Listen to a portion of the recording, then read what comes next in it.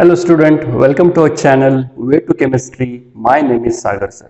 आज हम देखने वाले हैं मोल कंसेप्ट। ये टॉपिक बहुत ही इंपॉर्टेंट टॉपिक है 10th ग्रेड के लिए, और ये वीडियो उन बच्चों के लिए भी है जो 11th में है लेकिन उनका मोल कंसेप्ट का बेसिक अच्छे से क्लियर नहीं है, तो वो लोग भी ये वीडियो देख सकते हैं। 10th ग्रेड में मोल कंसेप्ट बहुत ही इंपॉर्टेंट है। एग्जाम में बहुत सारे क्वेश्चन इस पर आते हैं और सबसे डिफिकल्ट चैप्टर बच्चों को लगता है मोल कंसेप्ट।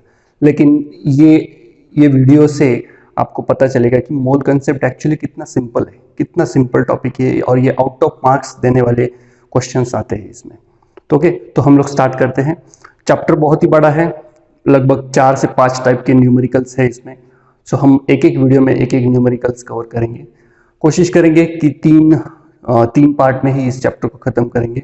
ओके, तो पहला जो हम आज से स्टार्ट करने वाले हैं वो है numericals based on Gay-Lussac's law, जो कि पहले ही आपके बुक के स्टार्टिंग में दिया है। Gay-Lussac's law. अब ये जो लॉ है, ये लॉ किसके लिए है? Gay-Lussac's law of combining volume. Combining volume.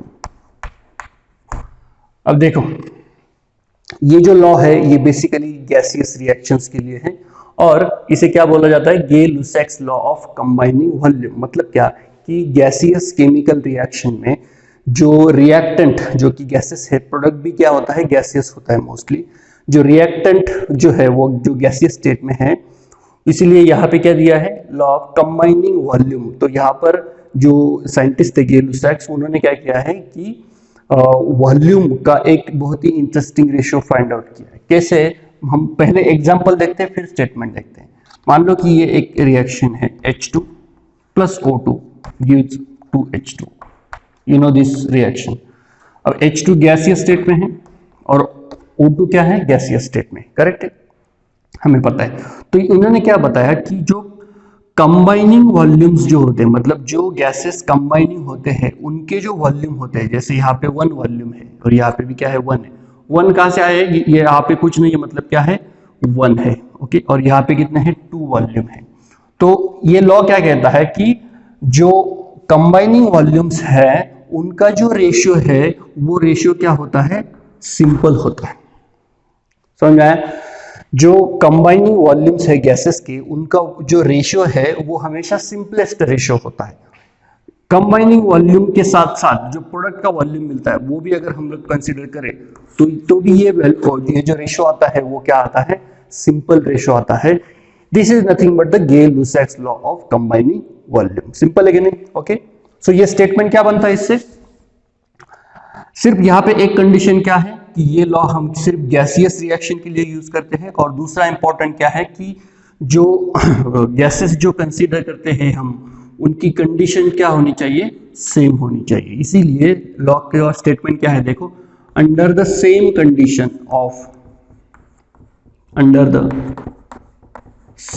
Condition of temperature and pressure. मतलब क्या कि गैस, ये जो रिएक्शन है ये कंडक्ट करते वक्त टेम्परेचर और प्रेशर जो है ये क्या होने चाहिए? सेम कांस्टेंट होने चाहिए। Under the same condition of temperature and pressure, the ratio of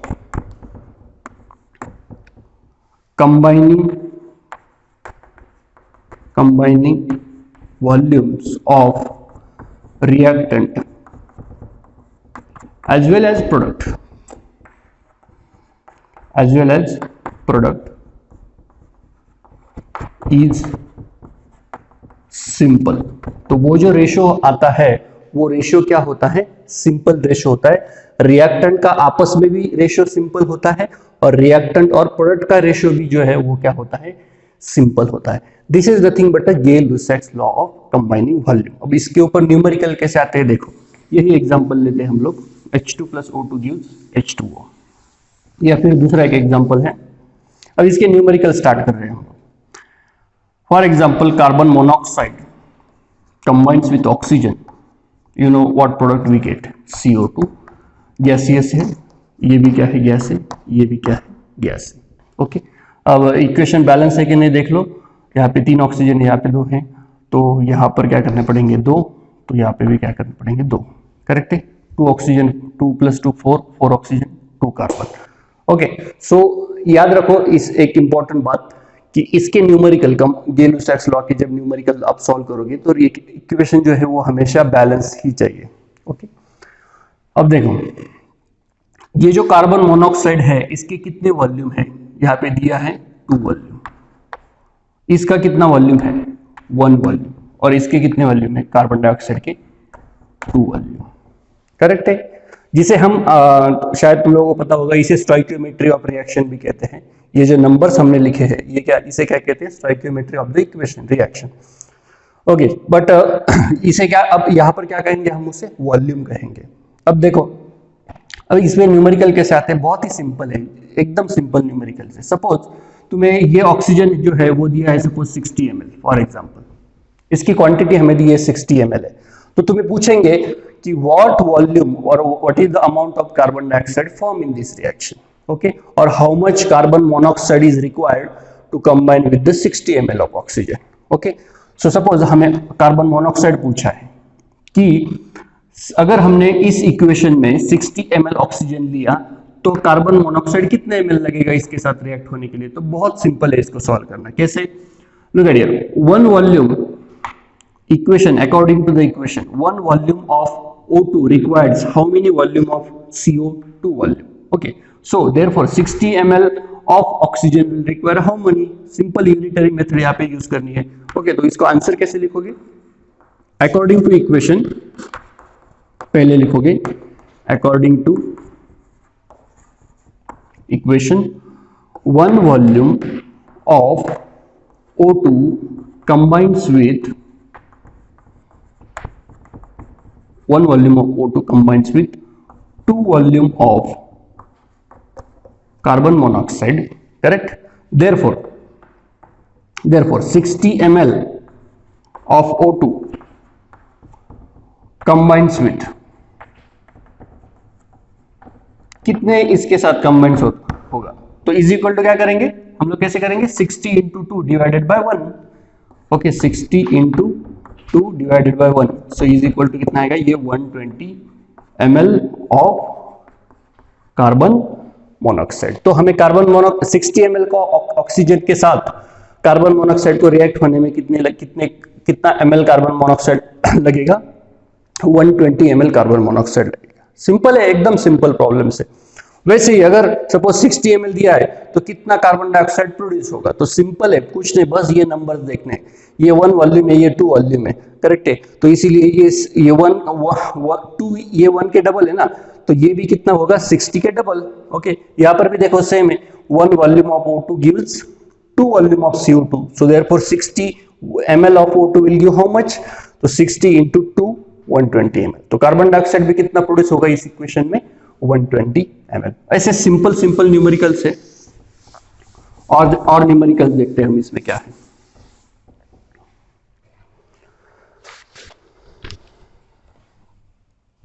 एक इक्वेशन है, देखो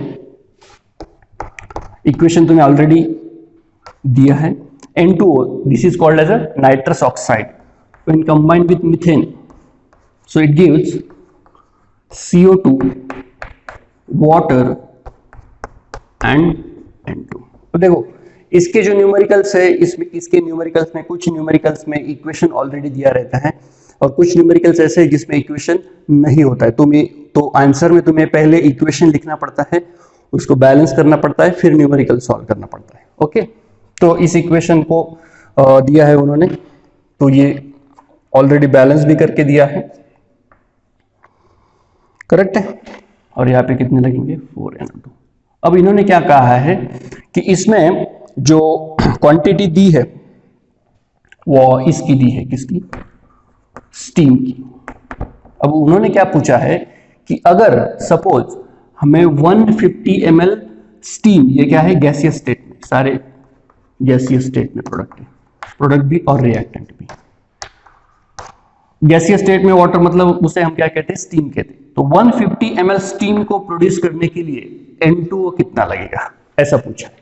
समझ में आया प्रॉब्लम, स्टीम 150 ml अगर हमें चाहिए तो ये N2O कितना लेना पड़ेगा, ऐसा पूछा है। तो सिंपल है, एकदम सिंपल है, क्या करो इनके वॉल्यूम लिख लो पहले। 4 वॉल्यूम है, ये 1 वॉल्यूम है, ये 1 वॉल्यूम है, ये 2 वॉल्यूम है और ये 4 volume.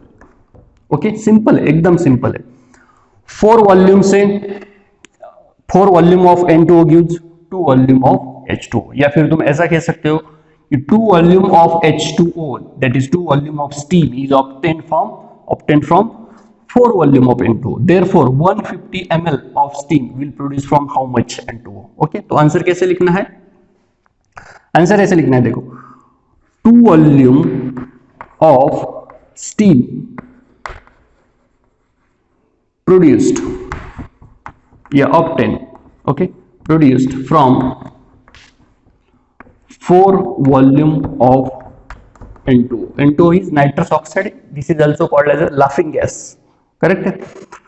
So 2 volume of steam gives 4 volume of 2 volume of steam obtained from 4 volume of N2O. So therefore 150 ml of steam obtained from or produced from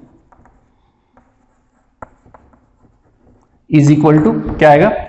150 into 4. I hope ये calculation सबको अच्छे से पता है। 150 into 4 divided by 2, correct है? सो कैसे आएगा ये?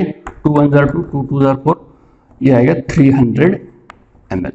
सो 300 ml of N2O is required to obtain 150 ml of steam. Simple है एकदम। सिर्फ देखो, ये विदाउट कैलकुलेशन भी तुम ये सॉल्व कर सकते हो। यहाँ पे कितना है? 2 वॉल्यूम, और यहाँ पे कितना है? 4 वॉल्यूम है। तो ये जो 2 है इसके डबल लग रहा है, करेक्ट है कि नहीं? 2 वॉल्यूम स्टीम का प्रोड्यूस होता है जब उसके double, that is 4 volume N2O हम लेते हैं। तो 150 ml है, करेक्ट है?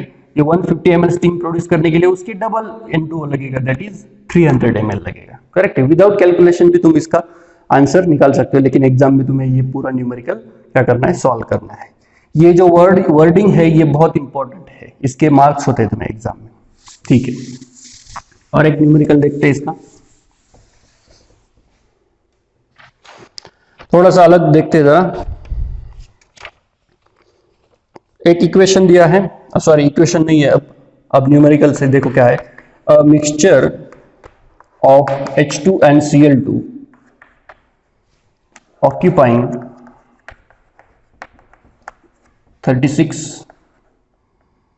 centimeter cube of volume was exploded.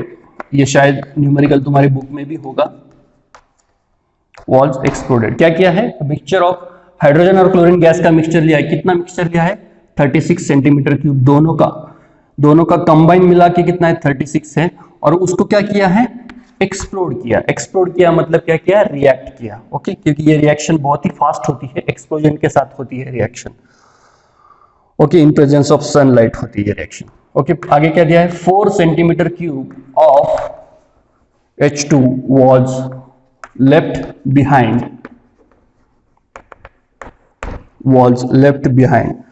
Find the composition of mixture. Sorry, यहाँ पे एक सेंटेंस रहेगा, was exploded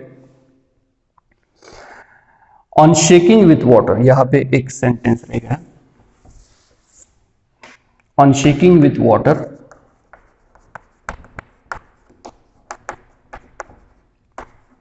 On shaking with water, 4 centimeter cube of H2O, sorry, 4 centimeter cube of H2 left behind. Find the mixture, find the composition of mixture. Find the composition of mixture. देखो अब कैसे करना है इसको। तो सबसे पहले तुम्हें क्या करना है? इसका इक्वेशन लिखना है। मिक्सचर कौन सा दिया है? H2 plus Cl2. सो H2 plus Cl2 हमें पता है इसका प्रोडक्ट क्या बनेगा? इसका प्रोडक्ट बनेगा HCl। इक्वेशन लिख लिया, पहले उसको बैलेंस करो। यहाँ पे 2 क्लोरीन है तो यहाँ पे करने पड़ेंगे 2, करेक्ट हो गया इक्वेशन बैलेंस। अब क्या पूछा है? देखो, ये मिक्सचर एक्सप्लोड करने के बाद इसको शेक किया है किसके साथ? वाटर के साथ। अब देखो ये दोनों गैसेस है, तो गैसेस है तो हम उसको ओपन कंटेनर में रिएक्ट नहीं करेंगे, एक क्लोज कंटेनर में रिएक्ट करेंगे। जब क्लोज कंटेनर में रिएक्ट करेंगे और ये जो रिएक्शन होगी तब इसमें क्या ऐड करेंगे, वाटर करेंगे और उसको शेक करेंगे। अब हमें पता है कि जो HCl है वो वाटर में हाईली सोल्यूबल है। HCl भी यहाँ पे क्या बनता है, गैस फॉर्म होता है, लेकिन वाटर ऐड करने की वजह से ये HCl क्या हो जाएगा, उस वाटर में सोल्यूबल हो जाएगा, 100% क्या हो जाएगा, उसमें सोल्यूबल हो जाएगा। करेक्ट है। अब देखो उसके बाद क्या कहा है उन्होंने, 4 centimetre cube of hydrogen left behind, मतलब वाटर में शेक करने के बाद भी हाइड्रोजन जो है वो क्या हुआ है, बचा हुआ है। कितना, 4 सेंटीमीटर क्यूब। ओके, इसका मतलब क्या, ये जो मिक्सचर है, टोटल मिक्सचर 36 सेंटीमीटर क्यूब, उसमें 4 सेंटीमीटर क्यूब क्या है, हाइड्रोजन का प्रेजेंट है।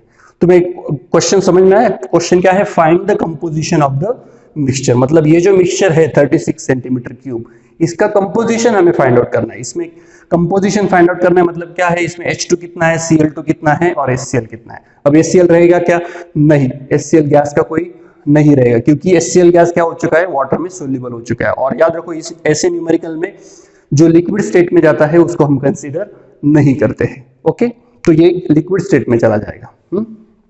तो हमें क्या क्या फाइंड आउट करना है, सिर्फ H2 कितना है और Cl2 कितना है। सिंपल है एकदम, 36 सेंटीमीटर क्यूब हमारा टोटल मिक्सचर है, उसमें तो 4 सेंटीमीटर क्यूब हाइड्रोजन है।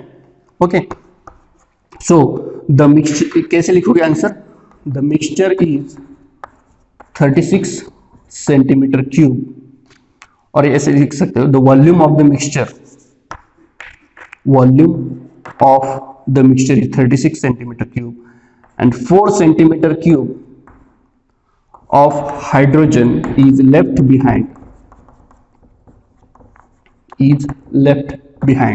Therefore total mixture कितना होगा, total mixture is equal to 36 minus 4, 36 में से 4 माइनस करने पड़ेंगे। करेक्ट है, तो क्या बचेगा, मिक्सचर कितना बचेगा, 36 सेंटीमीटर क्यूब। ओके, और जो 4 सेंटीमीटर क्यूब है वो हमें मिल गया। हाइड्रोजन कितना है, इसमें 4 सेंटीमीटर क्यूब है। ओके, अब ये जो 32 सेंटीमीटर क्यूब है इसमें क्या प्रेजेंट है, और हाइड्रोजन भी प्रेजेंट है और क्लोरीन भी प्रेजेंट है। अब कैसे पता चलेगा कि इसमें एग्जैक्ट 32 में से हाइड्रोजन कितना है और 32 सेंटीमीटर क्यूब में से क्लोरीन कितना है, ये कैसे पता चलेगा, ये हमें इक्वेशन से पता चलेगा। कैसे, क्योंकि 1 volume of H2 combines with 1 volume of Cl2 and gives 2 volume of HCl। समझ में आ रहा है, तो इसका मतलब ये अगर सपोज 15 सेंटीमीटर क्यूब लिया हमने सपोज, ओके, तो ये भी कितना लगेगा, ये भी 15 लगेगा। करेक्ट है कि नहीं, यही न्यूमेरिकल देखा ना हमने पहले भी। ओके, तो ये टोटल मिक्सचर 32 है, तो इसका मतलब हाइड्रोजन और क्लोरीन कितना होगा, उसमें 16 होगा। तो हाइड्रोजन 16 होगा और ये कितना होगा, 16 होगा, क्योंकि ये अगर 16 लिया 16 सेंटीमीटर क्यूब, तो ये 16 centimetre cube of hydrogen will combine with 16 centimetre cube of chlorine. Okay, so तो टोटल मिक्सचर कितना हो जाएगा, 32। सो डायरेक्टली फाइनल आंसर आप लिख दो, amount of Cl2 in the mixture is equal to कितना होगा, 16 centimetre cube. Amount of hydrogen, okay, amount of hydrogen, अब देखो यहाँ पे हाइड्रोजन कितना मिल गया हमें, 16 सेंटीमीटर मिल गया, लेकिन पहले यहाँ पे प्रॉब्लम में दिया डायरेक्टली कि 4 सेंटीमीटर क्यूब शेकिंग, वाटर के साथ शेकिंग करने के बाद 4 सेंटीमीटर क्यूब हाइड्रोजन बचता है। तो हाइड्रोजन कितना आएगा, 16 प्लस 4, तो ऐसा कितना आएगा, 20 सेंटीमीटर क्यूब। ओके, और जो HCl फॉर्म होगा वो तो वाटर में डिसॉल्व हो चुका है। तो कंपोजिशन का होगा, क्या होगा रिजल्टेंट मिक्सचर का, अमाउंट क्लोरीन कितना होगा 16 और हाइड्रोजन कितना होगा 20। समझ में आया। बस यहाँ पे एक इंपॉर्टेंट बात यहाँ पे लिखनी है कि ये फाइनल आंसर लिखने से पहले यहाँ पे लिखना है कि according to the equation 1 volume of H2 combines with 1 volume of chlorine, therefore amount of chlorine is 16 and amount of hydrogen is 16, ऐसे तुम्हें लिखना है। Okay, clear. तो ये थोड़ा सा एक अलग टाइप का प्रॉब्लम था इसलिए लिया। अब दूसरा देखते हैं।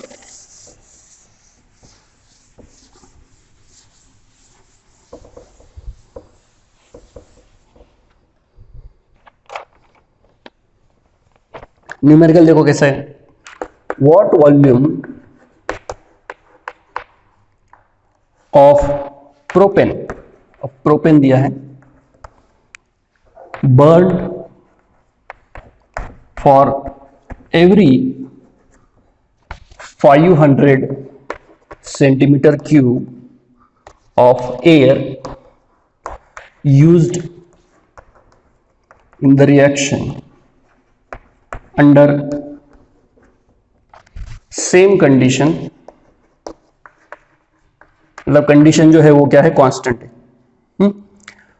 एज्यूमिंग, यहाँ पे एक नोट दी है उन्होंने ब्रैकेट में, assuming O2 is 1/5 of air. अब देखो इसको, थोड़ा सा ट्विस्ट डाला है उसमें, बाकी कुछ नहीं, सिंपल एकदम। What volume of propane burn for every 500 centimeter cube of air used in the reaction under same condition assuming O2 is 1/5 of the air। मतलब जो जितनी एयर है, अब यहाँ पे एयर कितनी दी है, 500 सेंटीमीटर क्यूब ऑफ एयर, उसमें ऑक्सीजन कितना है, 1/5 है। ओके, तो सबसे पहले इक्वेशन लिखो, प्रोपेन, प्रोपेन का फॉर्मूला पता होना चाहिए। यहाँ पर प्रोपेन का फॉर्मूला होता है C3H8 प्लस, ये प्रोपेन को क्या करना है, बर्न करना है। बर्न किसके साथ होता है, ये हमेशा हमें पता है, बर्निंग के लिए ऑक्सीजन लगता है, तो यहाँ पे हुआ ऑक्सीजन। और याद रखो ये क्या है, हाइड्रोकार्बन है, तुम ऑर्गेनिक केमिस्ट्री में पढ़ोगे, ये क्या है, हाइड्रोकार्बन है। हाइड्रोकार्बन जब कभी भी ऑक्सीजन के साथ बर्न होता है तो हमेशा CO2 और वाटर बनता है, CO2 और क्या बनता है, वाटर बनता है। तो ये गैस है, ये भी गैस है, ये भी क्या होता है, गैस है, ये भी गैसियस स्टेट में बनता है, वेपर्स बनते हैं उसके। ओके, तो पहले क्या करना है, याद रखो, बैलेंस करो इक्वेशन की। कार्बन कितने, 3, यहाँ पे सिर्फ 1 है, तो यहाँ पे 3 करने पड़ेंगे, करेक्ट है। अब ऑक्सीजन देखो कितने हैं, पहले हाइड्रोजन करो, 8 हाइड्रोजन है, तो यहाँ पे 2 है, तो यहाँ पे 4 करो। अब ऑक्सीजन देखो, 3 2 जार 6, 6 प्लस ये 4 कितने हो गए, 10, तो यहाँ पे क्या करना पड़ेगा, 5। ओके, इक्वेशन बैलेंस करना बहुत इंपॉर्टेंट है। ओके, अब देखो इसका कितना वॉल्यूम है, 1 वॉल्यूम, इसका कितना है, 5 वॉल्यूम, और इसका कितना है, 3 वॉल्यूम। वाटर का नहीं कंसीडर कर रहे हैं हम लोग, क्योंकि इसमें वाटर का कुछ पूछा ही नहीं। ओके, अब देखो सबसे पहले ये पॉइंट कंसीडर करो, assuming O2 is 1/5 of the air. 1/5 of the air कर लो पहले। एयर इज इक्वल टू कितनी दी है, 500 centimetre cube. 500 centimetre cube consist of 1/5 of O2।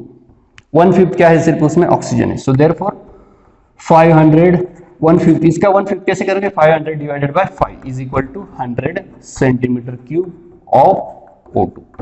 इसका मतलब 500 सेंटीमीटर क्यूब में 100 सेंटीमीटर क्यूब सिर्फ क्या है, ऑक्सीजन है, बाकी जो है वो क्या हो गया, अदर गैसेस जैसे नाइट्रोजन है। ओके, अब तुम्हें क्या फाइंड आउट करना है, what volume of propane burn. Okay, propane का वॉल्यूम तुम्हें निकालना है, करेक्ट, सिंपल है।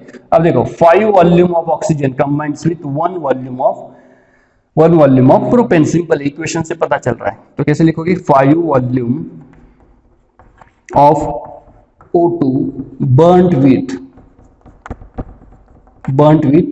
1 volume of C3H8। therefore oxygen हमने कितना फाइंड आउट किया, 1/5 ऑफ द एयर कितना है, 100 centimetre cube. therefore 100 centimetre cube of O2 burnt with is equal to कितने के साथ बर्न होगा वो। ओके, कैसे करोगे, सिंपल है, 100 इंटू 1 डिवाइडेड बाय 5, करेक्ट है।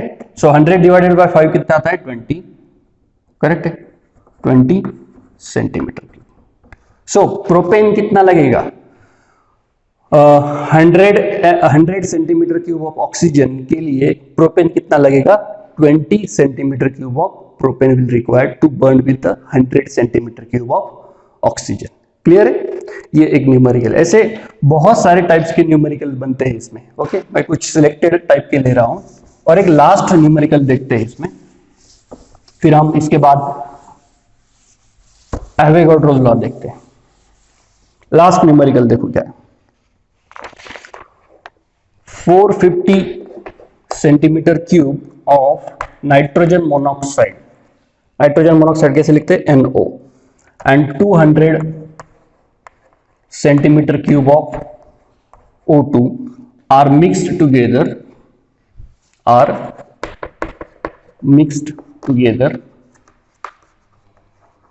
and ignited. क्या किया? 450 सेंटीमीटर क्यूब NO लिया और 200 सेंटीमीटर क्यूब ऑक्सीजन लिया और इनको इग्नाइट किया. मतलब क्या किया? इनकी रिएक्शन की. Calculate the composition of mixture. Calculate the composition of mixture.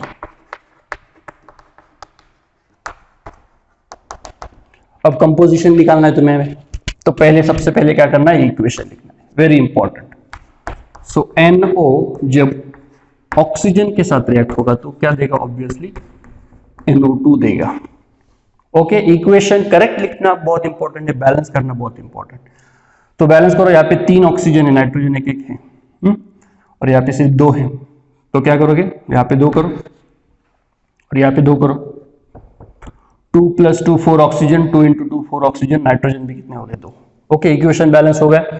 अब देखो, ये 2 वॉल्यूम है, ये 1 वॉल्यूम है और ये 2 वॉल्यूम है.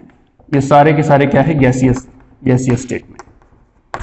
ओके, इसमें NO कितना दिया है? देखो 450 सेंटीमीटर क्यूब और यहाँ पर 200 सेंटीमीटर क्यूब. अब इस न्यूमेरिकल में जरा ध्यान रखना है तुम्हें. क्या ध्यान रखना है? देखो, ऐसा न्यूमेरिकल कि जिसमें रिएक्टेंट के जो दोनों रिएक्टेंट है या 3 रिएक्टेंट है, अगर रिएक्टेंट के सारे रिएक्टेंट के वॉल्यूम अगर तुम्हें गिवन है तो तुम्हें केयरफुली इन नंबर्स की तरफ देखना है. क्या कहा मैंने? अगर रिएक्टेंट सारे जितने भी रिएक्टेंट है उन सबके वॉल्यूम अगर दिए, याद करो हमने पहले जो इसके पहले जो न्यूमेरिकल्स लिए उसमें सिर्फ एक ही रिएक्टेंट का वॉल्यूम दिया था. अब इसमें दोनों रिएक्टेंट के वॉल्यूम दिए. ओके, तो अगर सारे रिएक्टेंट के वॉल्यूम तुम्हें दिए तो ये नंबर जरा ठीक से देखने. कैसे देखने? अब देखो, इसका 1 वॉल्यूम है और इसका 2 वॉल्यूम है. तो NO का 2 वॉल्यूम ऑक्सीजन के 1 वॉल्यूम के साथ रिएक्ट होता है. ओके, तो ये अगर हमने 450 कंसीडर, मतलब ये हाफ है. 2 के हाफ 1 होता है ना, तो ये हाफ है. तो 450 के हाफ है क्या? ये नहीं, ये 200 जो है वो 400 का हाफ है. या फिर इसको ऐसे समझ लो कि 1 volume of oxygen reacts with 2 volume. Okay, मतलब 1 वॉल्यूम अगर ऑक्सीजन का लिया तो 2 वॉल्यूम NO के साथ रिएक्ट होता है. तो इसका अगर 200 दिया है, करेक्ट है, 200 सेंटीमीटर क्यूब ऑक्सीजन दिया है, तो ये कितना लगेगा? ऑब्वियसली 400 लगेगा. लेकिन दिया कितना है? 450 दिया है. तो यहाँ पे ऐसे याद रखना है कि ये जो 450 दिया है इसमें 50 सेंटीमीटर क्यूब जो है वो क्या है? एक्सेस दिया है, ज्यादा क्वांटिटी में दिया है. ओके, तो तुम्हें कैलकुलेट क्या करना है? Composition of the mixture. तो तुम्हें इसका कितना वॉल्यूम है, इसका कितना वॉल्यूम है और इसका कितना वॉल्यूम बचेगा ये रिएक्शन कंप्लीट होने के बाद, ये तुम्हें कैलकुलेट करना है. ओके, तो तुम अगर ऐसा करोगे कि 2 volume of NO gives 2 volume of NO2, correct है? नहीं, इक्वेशन से पता चल रहा है. तो तुम सीधे सीधे लिख दोगे कि as 2 volume of NO gives 2 volume of NO2, therefore 450 centimetre cube of NO will also give 450 centimetre cube of NO2. तो ये रॉन्ग हो जाएगा. करेक्ट है? क्यों? क्योंकि ये एक्सेस में दिया है. करेक्ट है? तो ऐसे केस में जहां पर रिएक्टेंट के दोनों साइड के दोनों जितने रिएक्टेंट है सबके वॉल्यूम अगर दिया है तो तुम्हें पहले देखना है कि एक्सेस रिएक्टेंट कौन सा है, लिमिटिंग रिएक्टेंट कौन सा है. लिमिटिंग मतलब जो ऑलरेडी कम क्वांटिटी में दिया होता है. ओके, और यहाँ पर ये एक्सेस है, ये जो रिएक्टेंट दिया है वो क्या है? एक्सेस क्वांटिटी में दिया है. तो कैसे सॉल्व करोगे? तो देखो, पहले ये बता दो कि एज, ऐसे तुम्हें हर इक्वेशन में ये लिखना है यहाँ, according to equation 1 volume of, ये सेंटेंस जो हम लिख रहे हैं ना वो बहुत इंपॉर्टेंट है. 1 volume of O2 combines with और रिएक्ट्स विद, कैसे भी लिख सकते हो, combines with 2 volume of NO. Correct है? Therefore 200 centimetre cube of O2 combines with is equal to क्या आएगा? कैसे करोगे आप? 200 into 2, 200 into 2 divided by 1, so is equal to 400 centimetre cube of NO। Correct है। NO कितना लगेगा 200 सेंटीमीटर क्यूब ऑफ ऑक्सीजन के लिए 400 लगेगा। Therefore volume of NO left, volume of NO left behind या फिर लेफ्ट रिएक्टिंग ऐसा भी लिख सकते हो या फिर लेफ्ट लिखा तो भी चलेगा, 450 minus 400 is equal to 50 centimetre cube of NO। Correct है। तो एक कंपोजिशन हमें पता चल गया है क्या कि 50 सेंटीमीटर क्यूब NO जो है वो अनरिएक्टेड स्टेट में रहता है, क्योंकि 200 सेंटीमीटर क्यूब ऑक्सीजन के लिए सिर्फ 400 लगता है और यहाँ पे 450 दिया है, तो 50 सेंटीमीटर क्यूब अनरिएक्टेड रहेगा, वो रिएक्टिव नहीं होगा। ये हुआ NO का। अब सिर्फ किसका निकालना है, NO2 का निकालना है। अब NO2 का कैसे निकालोगे, इससे निकालोगे ऑक्सीजन की, या फिर इससे भी निकाल सकते हो कि one volume of O2 gives 2 volume. मैं यहाँ पे ऊपर लिखता हूं, 1 volume of O2 gives 2 volume of NO2, therefore 200 centimetre cube of O2 gives is equal to क्या आएगा 200 into 200 into 400 centimetre cube of NO2। Okay, so composition of the mixture, final composition of the mixture, composition of the mixture. अब जो final composition बनेगा इसमें O2 कुछ बचेगा क्या, नहीं, O2 नहीं बचेगा, क्योंकि 200 centimetre cube of O2 react हो चुका है किसके साथ, NO के साथ कंप्लीटली रिएक्ट हो चुका है। सिर्फ बचा क्या है इसमें से 50 सेंटीमीटर क्यूब NO और प्रोडक्ट भी फॉर्म हुआ है। कितना फॉर्म हुआ है 400। ओके, तो कंपोजिशन ऑफ द मिक्सचर क्या आएगा, अमाउंट ऑफ NO और volume of NO left is equal to 50 centimetre cube and volume of NO2 is equal to 400 centimetre cube. तो ऐसे न्यूमेरिकल्स में गे-लुसैक्स लॉ पर आते हैं, और भी बहुत सारे टाइप हो सकते हैं तुम्हारी बुक में, तो जितने डिफरेंट टाइप के ले सकता था मैंने वो लिए हैं। तुम और ज्यादा इसकी प्रैक्टिस करो। याद रखो अगेन मेरा सेंटेंस, केमिस्ट्री में जितनी ज्यादा प्रैक्टिस करोगे उतना आसान होगा। करेक्ट है। तो न्यूमेरिकल सॉल्व करो। इसके बाद इस लेक्चर में हमें जो दूसरा लॉ स्टडी करना है, एक्चुअल, याद रखो एक्चुअल मोल कंसेप्ट अभी हमने स्टार्ट ही नहीं किया है।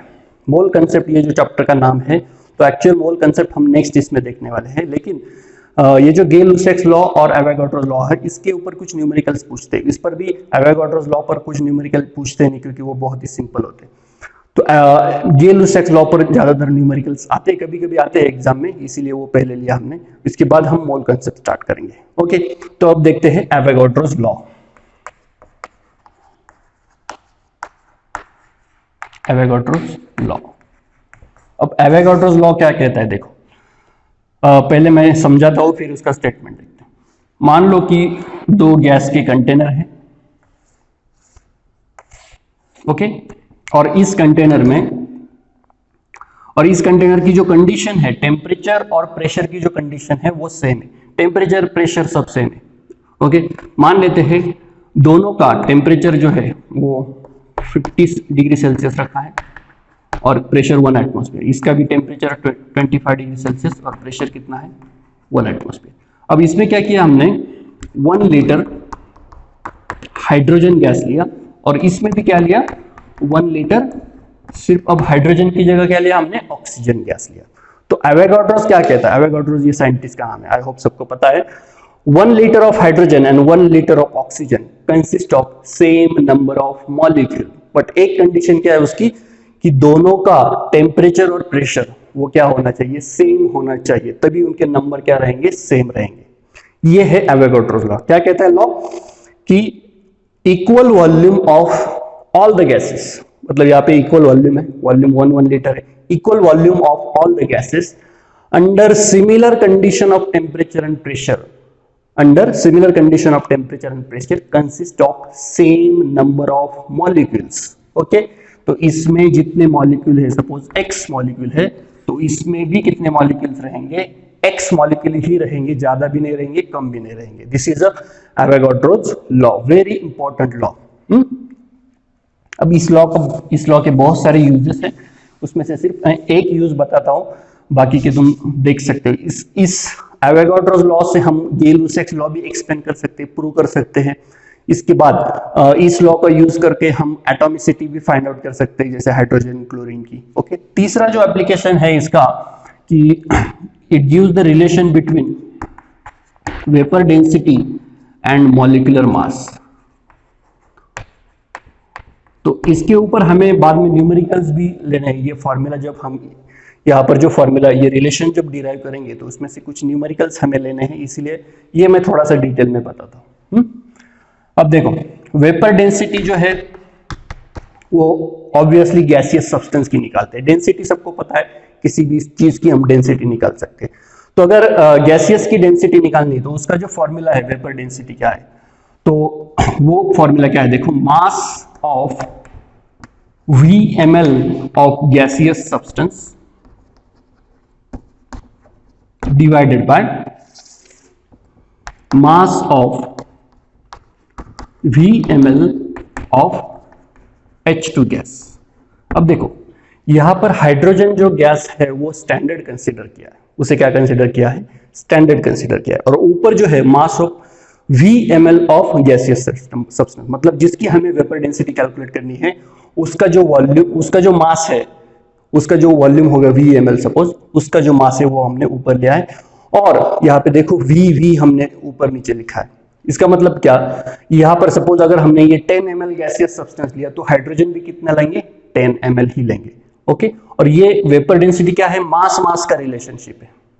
ओके, दोनों का हमने यहाँ पे क्या कंसीडर करना है, मास कंसीडर करना है। बट याद रखो, दोनों गैसेस, हाइड्रोजन गैस और जिसकी फाइंड आउट करनी है वो गैस, दोनों का वॉल्यूम क्या होना चाहिए, सेम होना चाहिए। ओके, अब देखो वॉल्यूम सेम आ रहा है, सेम बता है, तो यहाँ पे एवोगाड्रोस लॉ का कैसे यूज किया है।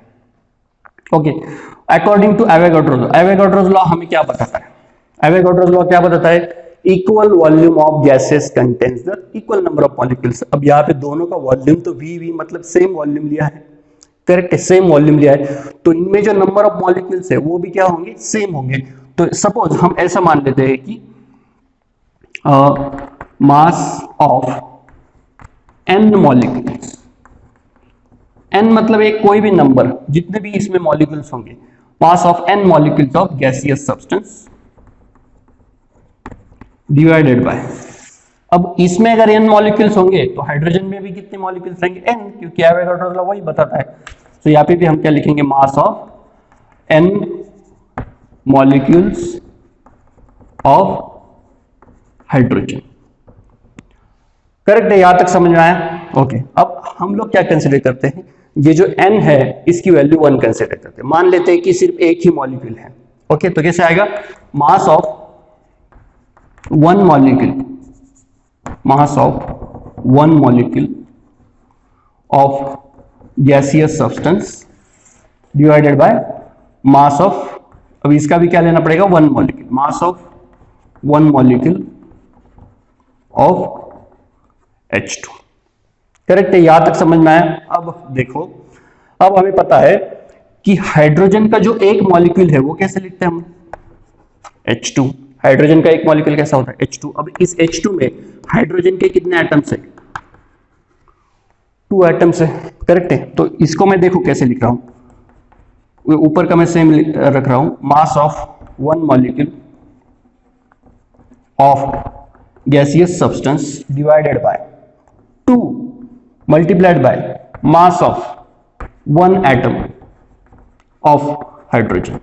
करेक्ट है, देखो मैंने क्या लिखा है, ये ऊपर का तो सेम रखा, यहां पर क्या था, mass of 1 molecule of hydrogen, तो मैंने ऐसे लिखा 2 into mass of 1 atom of hydrogen. मतलब क्या कि हाइड्रोजन का जो एक एटम है उसका मास हमें पता है, हाइड्रोजन के एक एटम का मास कितना होता है, 1।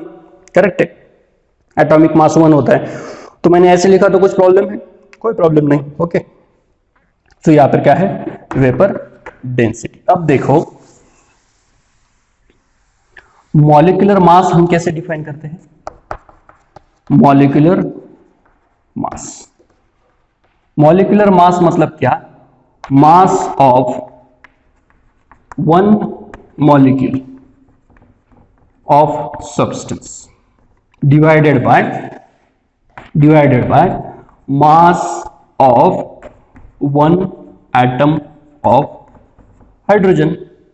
करेक्ट है, ये 9th में तुमने पढ़ा है मॉलिक्यूलर मास कैसे निकालते हैं। सपोज हमें वाटर का मॉलिक्यूलर मास निकालना है तो हम कैसे लिखते हैं, एक हाइड्रोजन का 1 तो 2 हाइड्रोजन का 2 हो गया प्लस 16 कितना हुआ 18 हो गया। करेक्ट है, ये क्या है मॉलिक्यूलर मास है। करेक्ट है, तो इस मॉलिक्यूलर मास को सिर्फ कैसे लिखा है देखो, अब ये जो 18 आया है ये क्या है, वाटर के एक मॉलिक्यूल का मास है। करेक्ट है, याद रखो। सो मॉलिक्यूलर मास मतलब क्या, mass of one molecule. Correct है, सिंपल है। डिवाइड किससे क्या है, mass of one atom of hydrogen. अब वन एटम ऑफ हाइड्रोजन के एक एटम का मास कितना रहता है 1। सो यहाँ पे 1 से डिवाइड किया है तो कुछ फर्क पड़ेगा इस वैल्यू पर। ऊपर जो वैल्यू है सपोज 18 अगर लिखी हमने और हाइड्रोजन का एटम का एक हाइड्रोजन के एटम का मास 1 है तो 18 डिवाइडेड बाय 1 18 आएगा, कुछ फर्क नहीं पड़ेगा। ओके, सो ये देखो, अब देखो ये हमने मॉलिक्यूलर मास को डिफाइन कर लिया। अब ये हम इस वैल्यू इक्वेशन में पुट करते हैं। हम क्या करते हैं कि ये जो 2 है ये इस साइड ले जाते हैं, वेपर डेंसिटी इंटू 2।